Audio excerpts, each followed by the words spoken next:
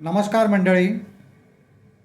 वडील आणि मुलगी या नात्याचं अविभाज्य अंग म्हणजे वाट पाहणे.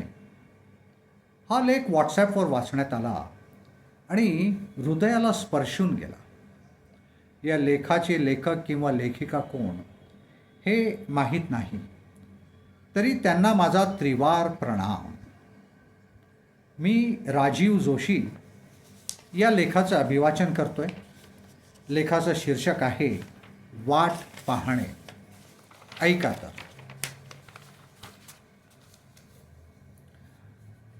लग्नाआधी मुलगी वडिलांची वाट बघायची की बाबा कधी येतील, आणि लग्नानंतर बाबा वाट बघतात की माझी मुलगी कधी येईल.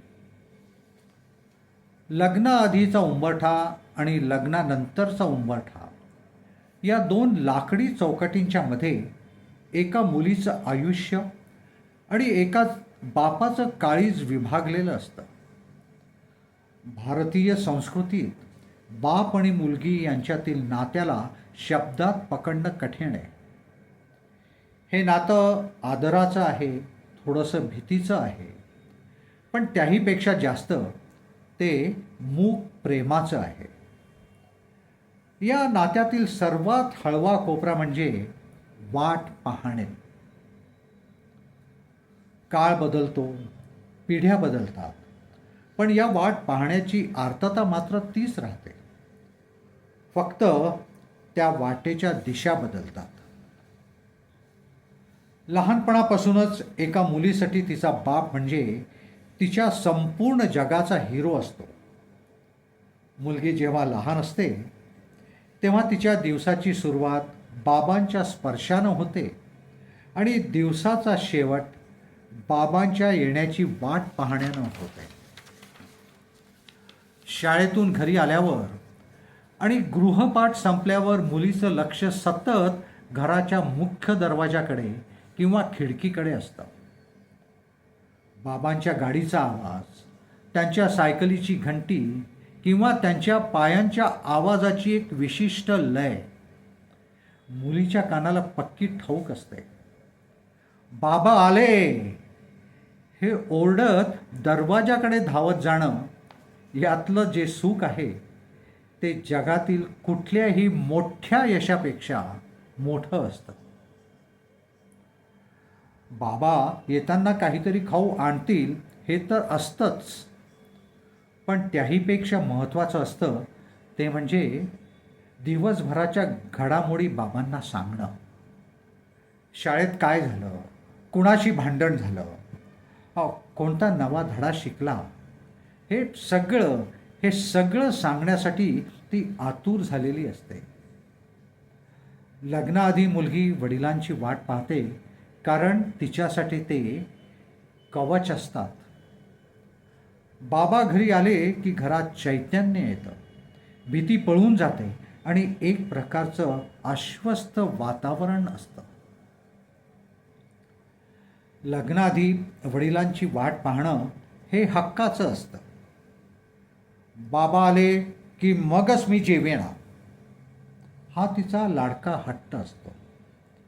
बाबांच्या येण्यानं तिच्या विश्वाला पूर्णत्व येतं. वडिलांच्या हाताला धरून चालताना तिला वाटतं की तिला कोणीच हरवू शकत नाही. ती वाट पाहणे प्रेमाचं असतं, ऊर्जेचं असतं आणि एका असीम विश्वासाचं असतं. पण काळ हा कोणासाठीही थांबत नाही. ती लहान मुलगी कधी मोठी होते, तिचं लग्न ठरतं आणि एक दिवस ती परक्याचं धन होऊन दुसऱ्या घरी जाते, हे बापाला कळतही नाही. ज्या दिवशी मुलगी सासरी जाते त्याच दिवसापासून त्या घराचा चेहरा मोहरा बदलतो.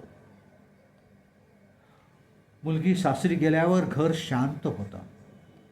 आता लग्नाआधीची ती परिस्थिती उलटी होते.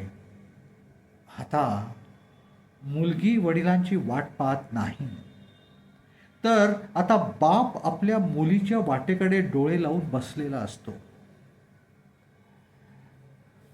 बाबा आता निवृत्त झाले असतील किंवा कामावरून थकलेले असतील, पण घरी आल्यावर त्यांना आता तो बाबा आले असा आवाज ऐकू येत नाही. घरात शांतता असते.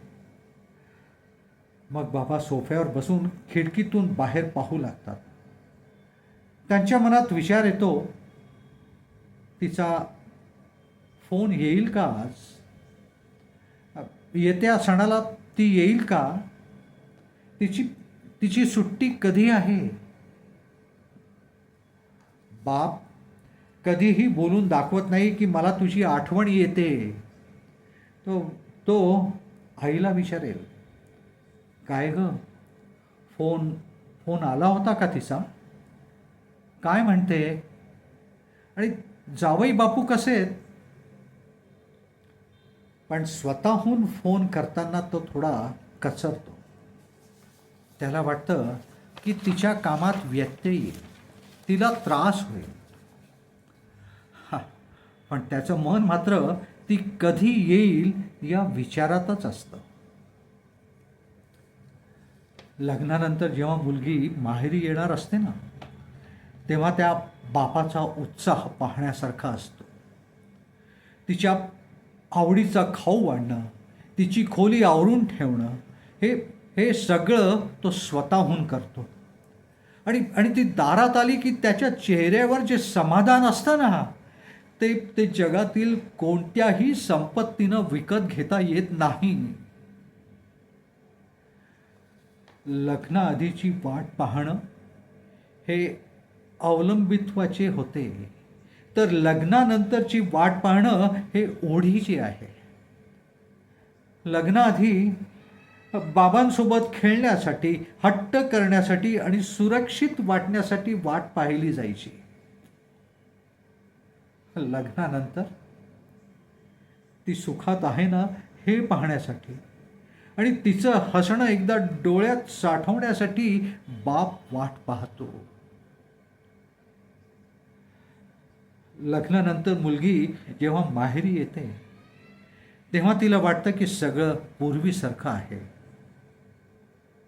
पण वडिलांच्या चेहऱ्यावरच्या सुरकुत्या आणि त्यांच्या नजरेतील कातरता तिला सांगत असते की बेटा, तू नसताना हे घर फक्त विटांचं होतं. तू तू आलीस आणि याचं पुन्हा घर झालं. वाट पाहणे हे हे या नात्याचं अविभाज्य अंग आहे. मुलगी वडिलांच्या रूपानं आपलं पहिलं प्रेम शोधते, तर वडील मुलीच्या रूपानं आपल्या आयुष्यातील सर्वात कोमल भावना जपतात. लग्नाआधी मुलगी म्हणायची, बाबा लवकर या ना. लग्नानंतर बाप मनातला मनात म्हणतो, बेटा कधी येतेस ग? हे हे चक्र असंच सुरू राहतं. या वाट पाहण्यात दुःख नाही, तर एक प्रकारची ओढ असते, जी बाप लेकीच्या नात्याला अधिक घट्ट करते. वाह, छान. कसा वाटला तुम्हाला हा लेख आणि याचं सादरीकरण? हे कॉमेंट बॉक्समध्ये लिहून नक्की कळवा. लाईक करा, शेअर करा आणि माझ्या चॅनेलला सबस्क्राईब पण करा. धन्यवाद.